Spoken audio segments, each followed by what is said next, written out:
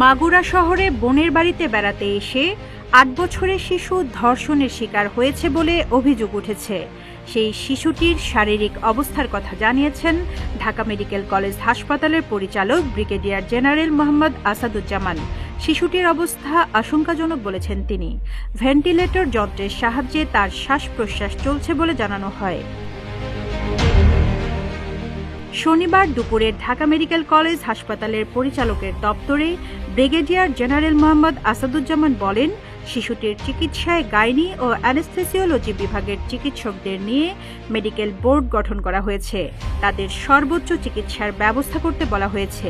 পাশবিক নির্যাতনের কারণে শিশুটির যৌনাঙ্গে ক্ষত হয়েছে। তার গলার আঘাত গুরুতর।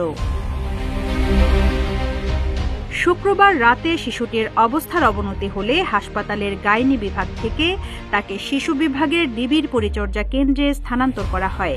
শনিবার সকালে চিকিৎসকদের বরাত দিয়ে শিশুটির মামাতো ভাই বলেন, তার বোন এখনও অচেতন, তার জ্ঞান ফেরেনি।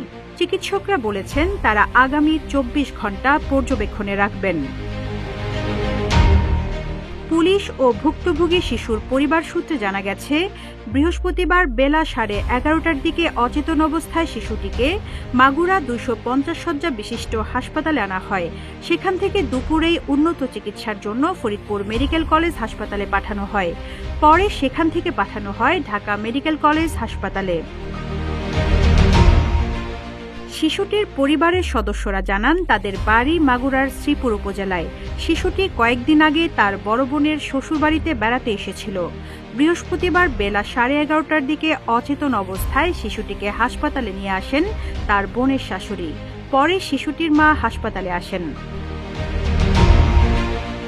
হাসপাতালের চিকিৎসকরা জানান, তাৎক্ষণিক পরীক্ষা করে দেখা গেছে শিশুটির গলায় একটা দাগ আছে।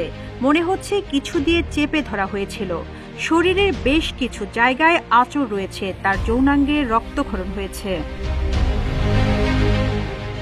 মাগুরা সদর থানার ওসি আয়ুব আলী বলেন, প্রাথমিকভাবে ধারণা করা হচ্ছে শিশুটিকে ধর্ষণ করা হয়েছে। তার পরিবারের সবাই ঢাকায়।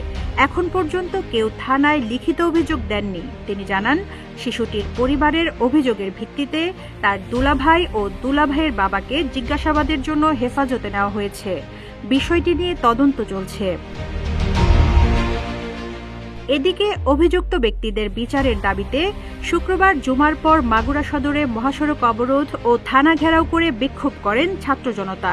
এ সময় থানার মূল ফটক ঘেরাও করে অভিযুক্ত ব্যক্তিদের তাদের হাতে তুলে দেওয়ার দাবি তোলেন। পরে সেনাবাহিনী এসে বিক্ষোভকারীদের ছত্রভঙ্গ করে দেয়। রিজওয়ানা রিন্তি, ইত্তেফাক।